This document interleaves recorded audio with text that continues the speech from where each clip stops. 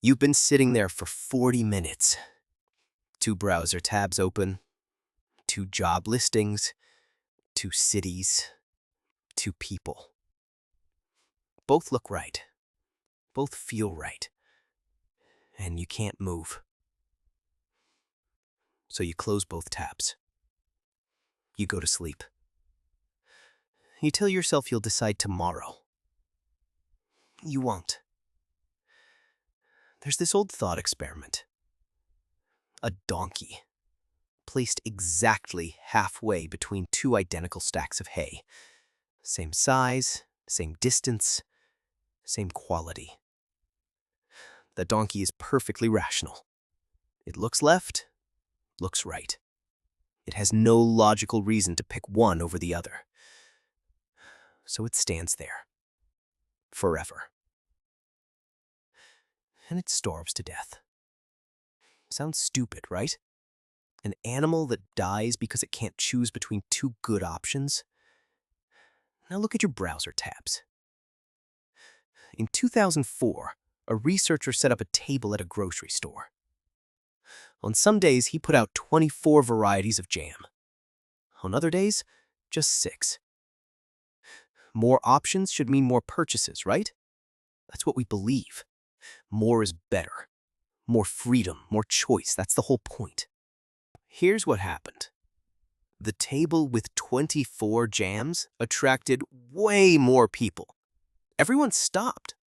They sampled, they lingered, they picked up jars and read the labels. But almost nobody actually bought anything. The table with 6? People walked up, scanned the options, picked one quickly, and left with a jar in hand. Purchases jumped by over 60%. And here's the detail that really stings. When researchers asked the people at the 24 jam table why they didn't buy, most said the same thing. I couldn't decide. Not I didn't like any of them. Not they were too expensive. They stood in front of 24 perfectly good options and chose nothing. More choice didn't make people happier. It made them freeze. And you've done this.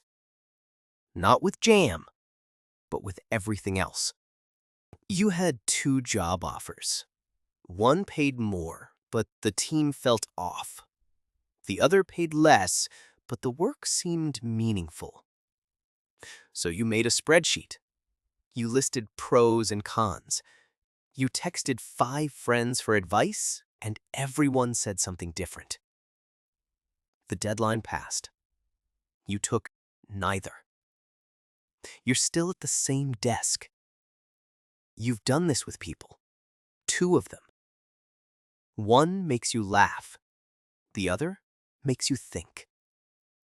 You spent weeks going back and forth, analyzing every text, every silence.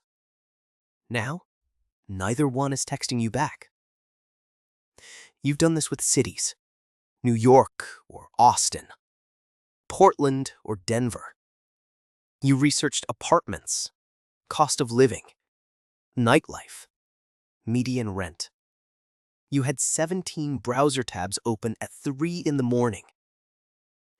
And you're still in the same apartment you've been complaining about for 2 years.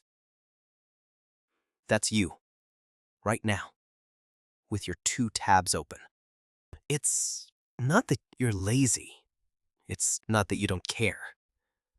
It's that your brain treats 2 equally good options as a threat. Because choosing one means killing the other. And your brain doesn't want to kill anything. So it does the only thing it can. Nothing. You think you're being careful. You think you're being smart. Gathering more information. Weighing pros and cons. Making a spreadsheet at 2 in the morning about which city has better coffee shops. But what you're actually doing is standing between 2 stacks of hay. And the clock is ticking. and both stacks are slowly rotting. That job listing, it closes next week.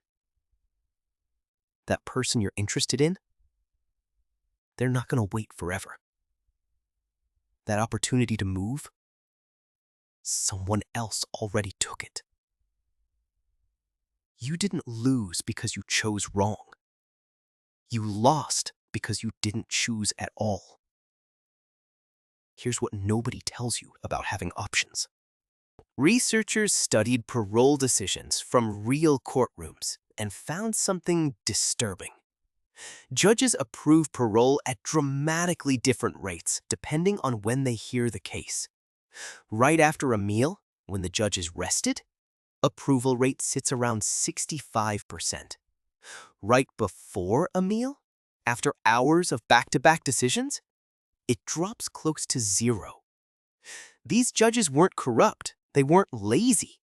Their brains were tired of choosing, so they defaulted to the safest option. Deny. Don't risk it. Keep things as they are. Real people's freedom hinged on whether the judge had eaten lunch yet. That's what decision fatigue does. And it doesn't just happen in courtrooms. It happens to you every single day. Every option you keep open is draining you. Every "I'll decide later" is a withdrawal from a bank account that doesn't refill. 2 tabs open, 3 potential partners, 5 career directions. You think you're keeping your options open? You're actually keeping yourself closed. So what's the fix? It's not be more decisive. That's useless advice. It's like telling someone with insomnia to just sleep. The fix is this: choose fast and choose badly. That sounds wrong. But hear me out. There are 2 kinds of decision makers. The first kind picks the first option that meets their criteria. Good enough? Done. Move on. The second kind needs the best option. They research every possibility, compare endlessly. They need certainty before they'll commit. Studies consistently show that the first type, the ones who pick good enough, are happier. Not because they make better choices. Often they don't. But because they made a choice. And then they lived with it. And then they made the next one. And the next. Here's what that looks like. The person who needs the best restaurant in the city spends an hour reading reviews, checking photos, comparing menus. The person who picks the first place that looks decent, they're already eating. They're already enjoying it. And they're not sitting there wondering if the place next door is better. Another one. You need a new phone. The person who needs the best watches 40 comparison videos, reads Reddit threads until 2 a.m., and still hasn't ordered 3 weeks later. The person who picks good enough, read 1 review, check the price, clicked buy, done.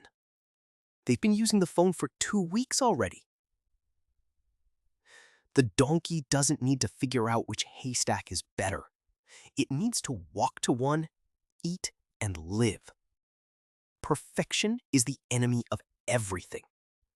Not because it's wrong to want the best, but because searching for the best keeps you standing still. And standing still is how you starve. You know the cruelest part? After you finally choose, after you pick the job, the city, the person, something strange happens. The regret you were so afraid of, it barely shows up. Because the thing about humans is, we adapt. We make the choice work. We find reasons to love it. We build a life around it. The pain of choosing is a 10. The pain of living with the choice is usually a 2. And the pain of never choosing, it compounds. Every day, forever. Close one of the tabs. Not because it's the right one, because standing still is never the right one. If this hit different, like the video, subscribe if you want more of these, and drop a comment. What's the decision you've been avoiding? I already know the answer. You had the tab open for weeks. Close it.